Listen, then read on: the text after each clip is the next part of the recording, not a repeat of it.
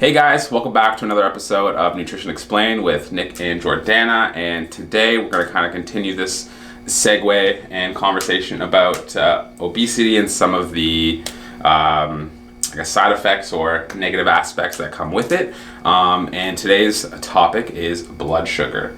Obviously, in the world of diabetes, we talk about blood sugar a lot. But even for people without it, it's still a very relevant conversation as it leads into a number of different problems throughout our health and can be pretty damaging on our entire system, as Jiordana will explain to us. So I guess we'll go ahead and jump right into why blood sugar is relevant to talk about. Yeah, thanks so much. So basically, glucose is required for many different functions of the body. It literally is like our number one energy source. It's a preferred energy source for the brain and muscle. So I think that glucose has like a negative connotation towards it, or sugar does in general, but it actually serves a really important function, right? So basically, we have all these receptors in our taste buds, our mouth, and in our digestive tract. So when we digest sugar, when we taste it, our taste buds and all of the other sensors send a message to our pancreas, saying like, hey, there's sugar coming, get ready. And then the pancreas will release insulin through the beta cells, and insulin helps to put the sugar into the cells. So how it works is insulin is this hormone that's released by the pancreas, and it basically acts like a lock and key. So on every single cell that exists in the body, there's a receptor, and the receptor insulin binds to the receptor, which like opens the gateway, and then glucose can enter the cell, and then it can be used for energy. Wow, that's actually really cool. Yeah. I always knew it was important for like our brain function and stuff like that, but I never really knew what the mechanism was for insulin in terms of how it works. That's actually really interesting. So it's almost like a chaperone, making sure it gets to where it needs to go, and like exactly what it taking is. care of the sugar. Yeah, exactly. So that's really cool. Yeah. So that, with that being said, it's going to be prevalent in our bloodstream and stuff like that. I guess, so what are the negative sides of insulin, I guess? Yeah. So when we have too much sugar in the diet, let's say, our pancreas can become, we'll call it tired. Okay. And so it's going to, first of all, there's two different types. There's type 1 and type 2. Type 1 is where the pancreas does not release any more insulin.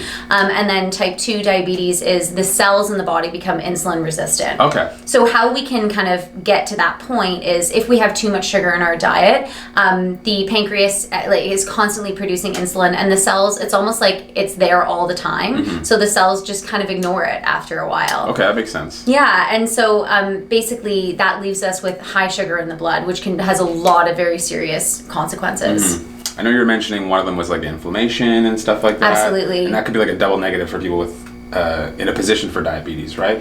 Yeah, so insulin is in itself quite inflammatory. Okay. Yeah, so it's not just the high blood sugar in the bloodstream that's detrimental. It also is the inflammatory response Aspect of too much insulin. Yeah. That's really interesting. Yeah. So I guess obviously, kind of segueing into this conversation, lifestyle is going to be a pretty important aspect to this. Obviously, like what we're putting into our body, and as well what we're doing with our body as well. Because sugar is one of these weird conversations where, like you said, it's a necessary thing, but at the same time, too much is a bad thing. So I guess where does that all kind of fit in? Yes, so basically having too much sugar in the blood can be really detrimental, and it can lead to a lot of different disorders. So it can destroy your kidney function. It also has a really negative impact on the cardiovascular system. So it can cause necrosis of the blood cells. Yeah, and also hardening of the vessels, so leading to heart attack or stroke or high blood pressure. So yeah, it's very closely related to a lot of really detrimental diseases. Yes. And some of the signs and symptoms you want to maybe look out for are, increased thirst, increased urination, as well as slow wound healing. So if you have a bruise that hasn't quite healed as quickly as it normally does, it might be a sign to go check with your physician. Extreme hunger is another one. Oh, wow, okay. Yeah, as well as like sudden weight loss or weight gain. Okay, cool. So kind of it could be potentially a little bit difficult to track down sometimes, is what I'm kind of getting out of this, especially with, again, the conversation people have is like, I'm trying to lose weight, and they're affecting their diet and making all these changes. So some of those symptoms kind of align with, maybe I'm exercising more or something like that. So it's been really interesting to kind of keep in mind as you're navigating your weight loss journey. Yeah, absolutely. Another one would be blurry vision. So I think that if you have just one of these symptoms, it might not be something to necessarily like freak out about. But if you have a combination of them, and you know that your diet isn't as healthy as is normal, then I would check with your physician. Okay, cool. And I just wanted to also mention that even if you are not obese, it is still important to keep on top of some of these signs and symptoms, because there is a phenomena that I see frequently in the clinic where patients are a normal weight, but they do still have the metabolic disorders. Okay. And a lot of that stems from like just a poor diet. Yeah, no, exactly. We all know that one guy who has a terrible diet but doesn't seem to be gaining any weight. Yeah. Obviously can't be too healthy though for him either. Yeah, right? for so sure. it's one of those things to kind of keep in mind, definitely. Yeah. So yeah, I mean, it's a lot of stuff to kind of take in terms of the negative side effects of sugar. Yeah. Now, obviously, like I think a lot of people, when they hear diabetes and blood sugar, they think medication. Right. Right. So are there, outside of medication, what kind of stuff can we implement in our day-to-day lives to make it easier? Totally. So as far as lifestyle goes, just getting more movement within the day. Yes. So yeah, you don't need to become like a crazy fitness, like a marathon runner or anything. The best place to start is just for going for walks. Yeah. And one of the reasons why it's important is because we are bipedal. It's like almost telling like a fish, like you have to sit all day and not swim. Yeah. Like we are designed to walk. Designed to be moving throughout the day. A good chunk of the day, not just an hour or two either. Exactly. Right. And as we become more sedentary, our blood does not flow at the same rate as it should. Yeah. So going for walks is going to increase blood flow, which is going to help sugar get actually into the cells. Yeah. Because there's more surface area, there's more exposure, right? And I guess something also to keep in mind too would be like the fact that some of the negative side effects of these blood sugar disorders is slow recovery, Absolutely. low energy. Yeah. So with that being said, definitely going to recommend against jumping into like a high intensity boot camp class for your first time back, as it's probably going to be even worse than what you expected, just purely based on the fact that your body's dealing with another set of problems. Right. And then you've introduced another set of problems. So the walking thing sounds like a great alternative to kind of ease your way in without exacerbating any of the problems you've already kind of dealing with, right? Yeah, because I think when we think of stress, we think of, emotional stress, but anything that's going on in the body is technically considered stress. So if you have high blood sugar or that's stressful for the body. And so then if you go into a really high intensity workout, that's another stressor, right? So it's just going to cause more inflammation. Exactly. It's much better to like work your way up or do kind of like a graduated exercise program to get yourself there, if that's a goal of yours, that's a goal, right? Exactly. Yeah. And for psychological reasons too. Like I said, you're just going to enjoy it a lot more, and there's going to be a better feedback loop as well to kind of go into it as well. Because it's nothing like going to do a workout and you're sore and you can't move for 4 days. I don't know about you, but I'm demotivated after that. For sure. So it's another thing to kind of keep in mind from the lifestyle perspective, right? Yeah, and then on piggybacking on lifestyle, so sleep is a really important one. We've actually talked about sleep in another video, so you can check that out too. But sleep does have a restorative quality. Yes. So it's going to allow the cells to kind of relax and rest and restore, so that in the morning when you wake up, it's going to be more receptive. Another thing that's really important is the amount of water intake that you're getting. So you should be drinking at least half of your body weight in ounces of water every day. And if that water could be filtered, that would be ideal. And another one that people often forget and overlook, and I know it's so tough, but eating before bed is one of the things that really causes disruption with blood sugar.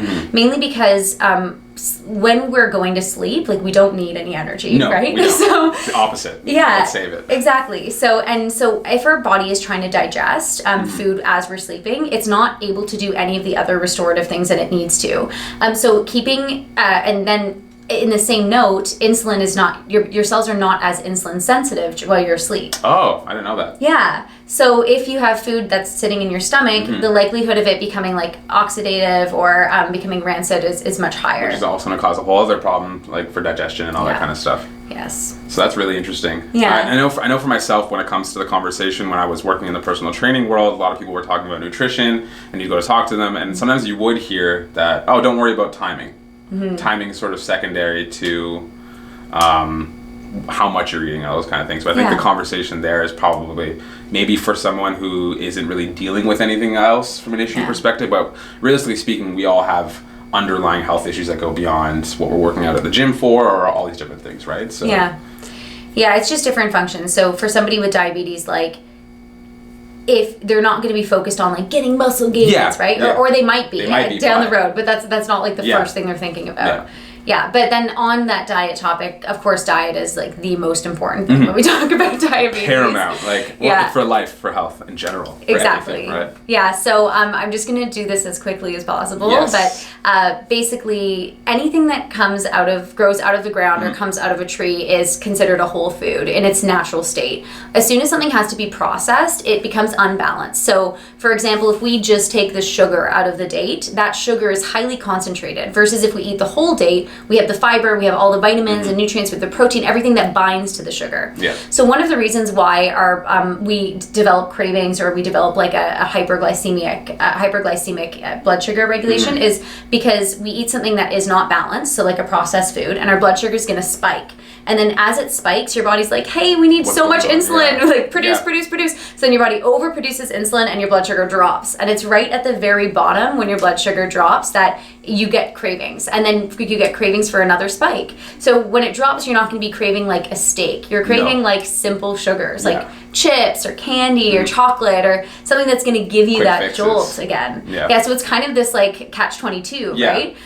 So basically when you're eating, you want to make sure you're eating whole foods as much as possible. One of the things that I get in the clinics a lot for my patients is they come and they say, I have diabetes, I can't eat fruit. Well, this is a huge misconception. So we've been eating fruit for thousands of years, and diabetes is a fairly new disorder. So I can guarantee you fruit is not the root of the issue.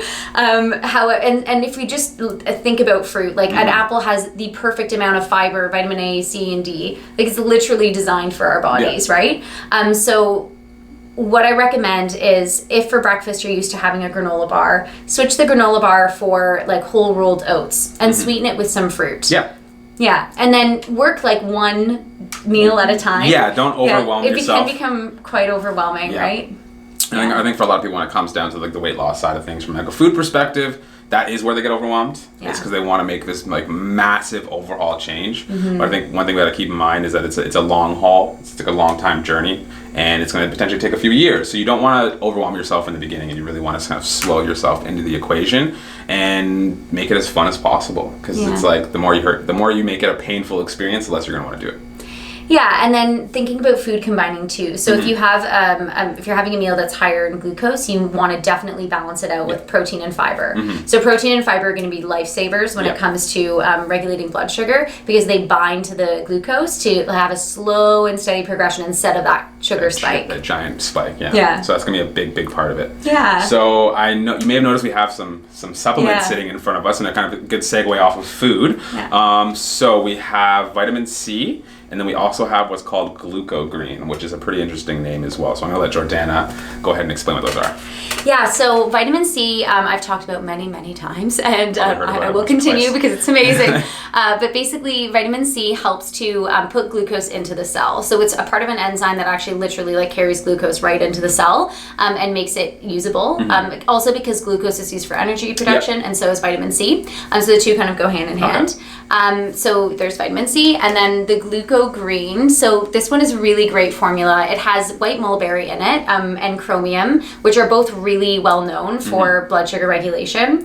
So white mulberry has a specific molecule in it called anthocyanin, and it's an antioxidant, and it helps to actually increase insulin sensitivity. So it's going to help to allow your cells to like recognize insulin and then let glucose into the cell, and it's going to prevent from blood sugar spikes after meals. So that's a good one to use, as well as the chromium, which is a part of a molecule chromimodulin, which helps insulin do its job better. So all of these different, like all these three things are going to improve insulin resistance and cell sensitivity, as well as allow insulin to do its job. So really addressing the biggest issue we have when it comes to the diet and nutrition side of things with just what people eat and the effects on it. So that's actually really cool that it's going to make it, it's not going to like necessarily save you from a bad diet, but it's going to help push you into the right direction. Yeah, it is. And especially if you're in a pre-diabetic state or you suspect that might be the case, implementing these types of things now is going to really help to prevent what could be a disastrous situation. However, it's not going to work if you continue to eat the same way, right? So it's definitely in combination with diet and lifestyle, but taking insulin can be so harmful for the body. So really? See, I wasn't even aware of that. I always assumed, you're diabetic, you take insulin, it just is what it is. Yeah. it has a lot of really serious side effects, Okay. like weight gain being one very small one, but it So that leads to other problems. Absolutely. It's like it seems to be like a circular issue with a lot of these metabolic conditions. Yeah. So, yeah, well, we went into a lot today in terms of blood sugar, so I hope you guys are able to keep up. If you have any questions about anything we talked about, don't hesitate to comment below. We'd love to chat with you guys and give you as much information as possible to succeed. So that's everything from us. Don't forget to like, comment, and subscribe, and we'll see you guys soon.